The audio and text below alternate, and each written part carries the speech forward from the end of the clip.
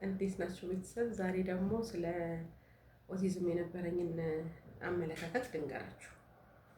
እንኳን ወደ ሉሉ ማር ዩቲዩብ ቻናል በሰላም መጣችሁ። ሉሉ ማር ያው ሁለት ልጆቼ ሲሆኑ ሁለቱም በኦቲዝም ጥላ ስር ናቸው።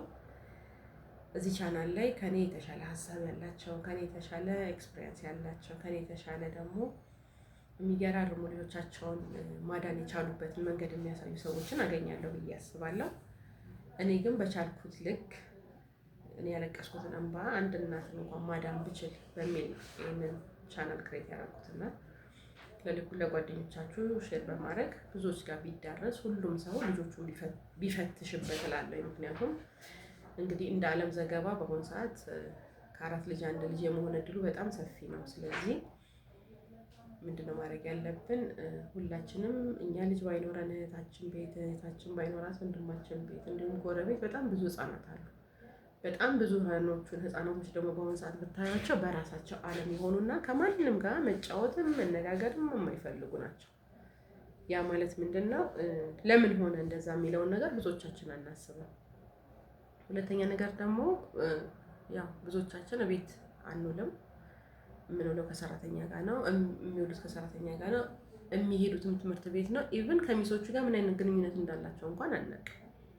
ስለዚህ ስለ ኦቲዝም አዌርነሱ ገና ስላልሰፋ ሚሶቹም ያው ልጆቻችን ኃይለኛ እንደሆኑ ቤት ውስጥ ያልተገሩ ልጆች እንደሆኑ አድርገው ነው የሚያስቡት እና እነሱ እዛ ጋር ቢቆጧቸው እንኳን የኛ ልጆች በጣም አግሬሲቭ ስለሚሆኑ እኛ ቤት ውስጥ በጣም ችላ ያልናቸው ልጆች ነው የሚመስላቸው ብዙዎቹ እና ይሄ አዌርነስ መስፋቱ ቢያንስ ሚሶቹም በየቦታው ያለ ማህበረሰብም አይኑን ገልጦ ያያል ብዬ አስባለሁ። ነገ ጧት ለሚወለዱት ልጆች አያትነት ላይ ሲደርሱ ለሚወለዱት የልጅ ልጆች፣ ምክንያቱም አሁን በጣም ትልልቅ ሰዎች ራሱ ስልክ ተጠቃሚ ቴክኖሎጂ ተጠቃሚ ሆነዋል። ስለዚህ እዚህ ላይ መስራታችን ጥሩ ነው ብዬ አስባለሁ። ምክንያቱም እኔ ከ4 እና ከ5 ዓመት በፊት የነበረኝ ግንዛቤና አሁን ልጆቼ ላይ ሲደርስ ያለኝ ግንዛቤ እኩል አይደለም።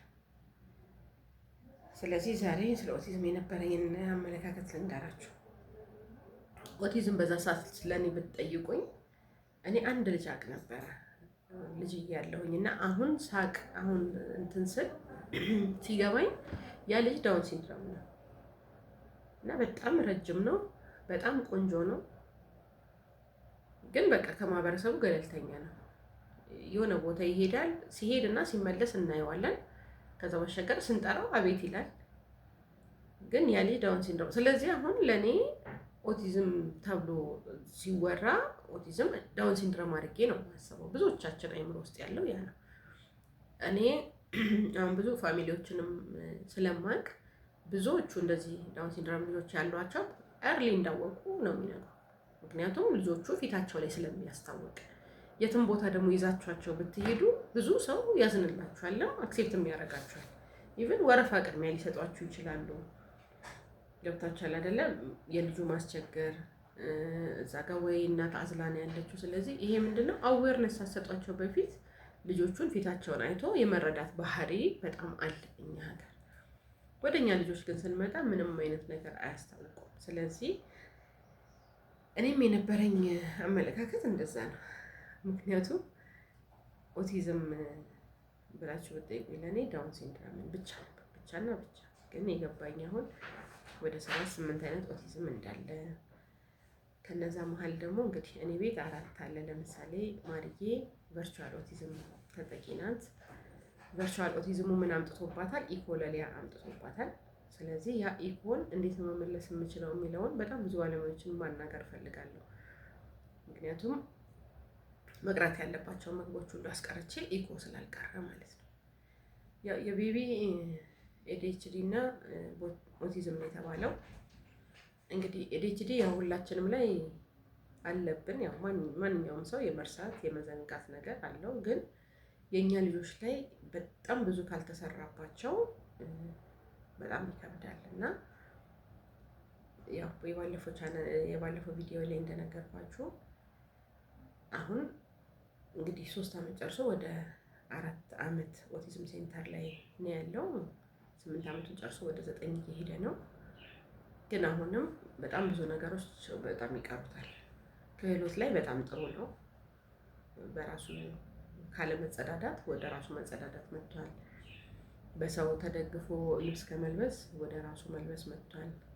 ግን እንደ ማንኛውም እንደ ኩዮቹ የመናገርም ከልጆች ጋር ተግባብቶ የመጫወትም ነገሩ በጣም ገና ነው። አይደለም እሱ እንግዲህ ማርዬ ቨርቹዋል ኦቲዝም ተብሎ እንኳን በጣም ጎበዝ ናት።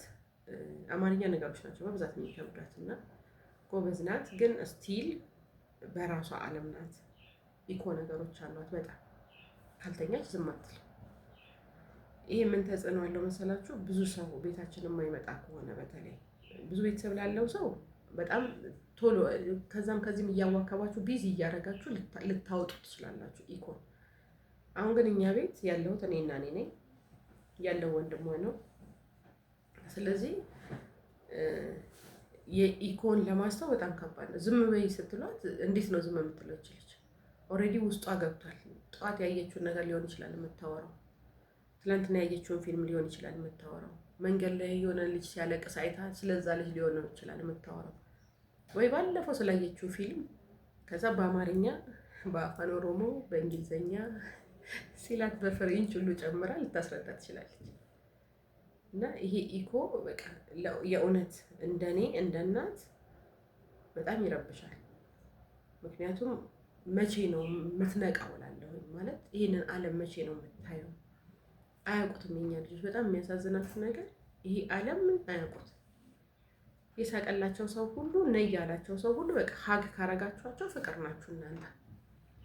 ስለዚህ እንዴት ነው ልጆቻችንን ከሪስክ መጠበቅ የምንችለው?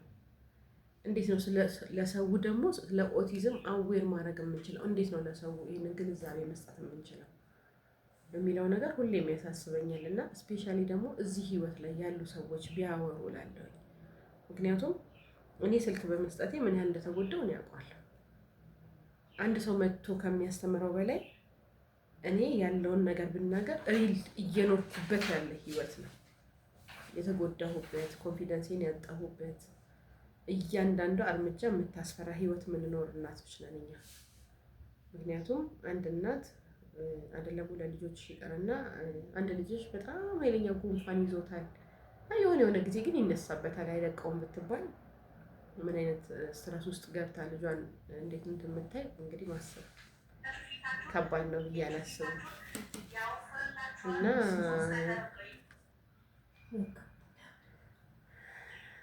ስለዚህ የእኛን ልጆች ብዙ ሰው አይረዳቸውም ፊታቸው ላይ ስለማይታይ፣ እኔም ደግሞ ስለ ኦቲዝም የነበረኝ አዌርነስ ያው እንደ ማንኛውም ሰው ፊታቸው ላይ ይታያል ብዬ ነበረ። በሌላ ቪዲዮ እስከምንገናኝ ድረስ በጣም ቴንኪው። ሰብስክራይብ አድርጉን፣ አበረታቱን። ለልጆቻችን የተሻለ ገቢ ለማግኘት ነገ ደግሞ ለሚወለዱት ህፃናቶችም ጥሩ ብርሃን ለማውጣት ወጣቶችን ለማንቃት እና ልጆቻቸውን እንዴት ነው እርሊ ማየት የሚችሉት የሚለውን ነገር አዌርነሱ እንዲሰፋ ብዙ ሰዎች ወደኛ ቻናል ጆይን ብታደርጉ ደስ ይለኛል። ይህ የሉሉ ማር ዩቲዩብ ቻናል ነው። ሉሉ ማር ደግሞ ልዑልና ማርያማዊት ናቸው ልጆቼ፣ መጠሪያዎቼ በእነሱ ስም ነው። ስለዚህ ብዙ ህፃናትን ያነቃሉ ብዬ አስባለሁ። ቴንኪዩ